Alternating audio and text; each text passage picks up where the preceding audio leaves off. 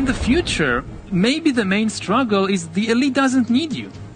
There is nothing that you can do which is beneficial to the economical or political system. They don't need you. After thousands of years, during which humans were the rulers of the world, authority and power will shift away from humans to computers, and most humans will become economically useless and politically powerless. Already today, we are beginning to see the creation of a new class of humans, the useless class. Already today, we are beginning to see the creation of a new class of humans, the useless class.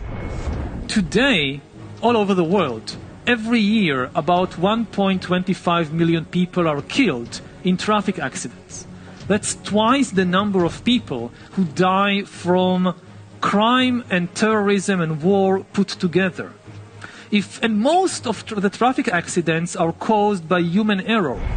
If we replace human drivers with self-driving vehicles, it is likely to save maybe 1 million lives every year. In order to put a self-driving car on the road, you need to answer some very difficult ethical questions. Like the textbook example is you have the self-driving car moving on the road, suddenly 2 kids who are chasing a ball jump in front of the car.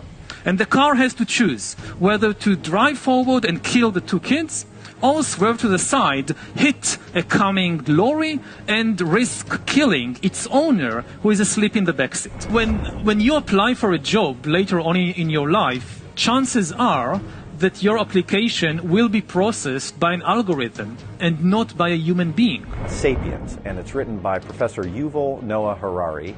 And I found the book because it was recommended on a book list by Bill Gates and later Barack Obama as one of the most influential books that both of them had read within the last 10 years. So if it was good enough for them, I had to check it out, and it absolutely blew my mind. What does a world look like when it is dominated by super intelligent but non-conscious algorithms? We are in the process of acquiring divine abilities, of turning ourselves into gods. And I mean this in the most literal sense possible. It's not a metaphor. If you think about the abilities of gods according to various mythologies, we are now acquiring these abilities to ourselves. Like in the Bible, God is the creator. His chief power is to create. He creates animals and plants and humans according to his wishes. Now we are gaining this power to create life, just like God, and in a way we even go beyond the biblical God. Because even if you believe the Bible, the only thing God managed to create are organic beings.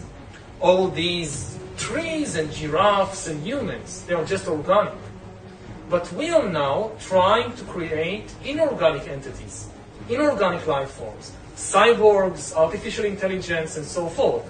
If we succeed, and there is a very good chance we will, then very soon we will be beyond the God of the Bible. I really sincerely believe you're helping our group get focused on what are the possibilities of the future and some things that we ought to be thinking about. The next big projects of humankind will be to overcome old age and death, to find the keys, the secret to happiness, and to basically upgrade humans into gods. This is why the title Homo Deus, God-Man. And I don't mean it as a kind of literary metaphor. I mean it in the literal sense that for thousands of years, humans have imagined gods in a particular way. They ascribed particular abilities and qualities to gods. And we are here in a church, and the walls are full of these descriptions of what God can do. And we are now seriously in the business of acquiring these traditional divine abilities and qualities to ourselves. Whether it's trying to overcome death and gain immortality, or whether it's gaining the ability to create and design life according to our wishes. In the Bible, in the book of Genesis, basically the first thing God does is to create animals and plants and humans according to his wishes. We are now trying to gain this divine ability to ourselves. It's very likely that in the 21st century, the main product, the most important products of the human economy will no longer be just vehicles and textiles and food and weapons. The main products will be bodies and brains and minds. And in a way, we are even reaching beyond what ancient religions ascribed to the gods. Because the gods, like Jehovah in the Bible, they could create only organic beings. If you're a creationist and you look at the world, so all these animals, all these plants, God created them and they're all organic. Now humans are trying to do better than that.